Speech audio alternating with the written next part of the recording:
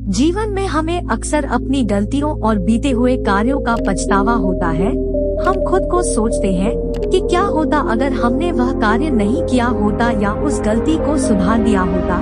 लेकिन क्या आपने कभी यह सोचा है कि बीता हुआ कल वापस लौटकर नहीं आता है? यहाँ हम एक छोटी लेकिन गहराई से सोचने वाली महात्मा बुद्ध की इस कहानी के माध्यम से देखेंगे कि हमें अपनी भूलों को भूलकर आगे बढ़ना चाहिए। महात्मा बुद्ध एक गांव में प्रवचन सुना रहे थे। उन्होंने पास हुए लोगों के समीप अपनी मधुर वाणी से सभी को संबोधित करते हुए बताया कि हर किसी मनुष्य को धरती माँ की तरह सहनशील तथा क्षमाशील होना चाहिए। क्रोध मानव का ऐसा शत्रु है जो दूसरों को तो हानि पहुंचाएगा, साथ में खुद भी उससे नहीं बच पाएगा। इसलिए क्रोध, ईर्ष्या मानव की सबसे बड़े शत्रु है। सभा में सभी लोग शांति से उनकी बात को ध्यान पूर्वक सुन रहे थे। तभी वहां उस सभा में एक अति क्रोधी व्यक्ति भी उपस्थित था। वह पहले तो उनकी बात सुनता रहा, फिर वह अचानक महात्मा जी से क्रोधित होकर बोला। बोलते समय उसका आंखें खून के समान लाल हो रही थी। उसने बोला कि तुम ढोंगी हो, यहाँ बैठकर लोगों को बेवकूफ बना रहे हो। यह जो भी तुम कुछ कह रहे हो ना, इसको सचमुच करना बहुत मुश्किल है। समझे, तुम्हारी इन बातों का कोई मतलब नहीं है।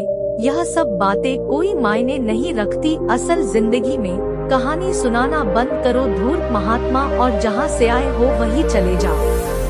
ऐसे कठोर वचन सुनकर भी महात्मा जी ने उस क्रोधी पुरुष का कोई विरोध नहीं किया और न ही उसकी बातों पर कोई भी प्रतिक्रिया दी। वह शांत रहे और अपना काम करते रहे, जिससे वह पुरुष और भी क्रोधित हो गया। उसकी समझ नहीं आया वह क्या करे।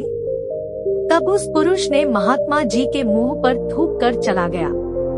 अगले दिन जब उस व्यक्ति का क्रोध शांत हुआ और उसे अपनी गलती का पछतावा हुआ, तब वह आत्मग्लानि में जलने लगा और फिर उसने सोचा कि उस महात्मा से मुझे माफी मांगनी चाहिए। वह महात्मा जी की खोज में उसी स्थान पर गया जहां महात्मा जी कल प्रवचन दे रहे थे। लेकिन महात्मा जी वहां कहाँ मिलने वाले थे। वह तो अपने शिष्यों के साथ अन्य किसी गांव की यात्रा पर निकल पड़े।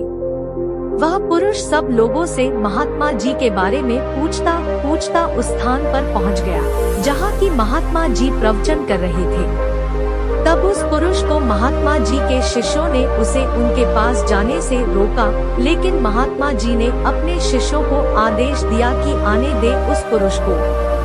तब वह पुरुष महात्मा जी के चरणों पर गिर गया, उनसे बोला, मुझे क्षमा कीजिए महाराज।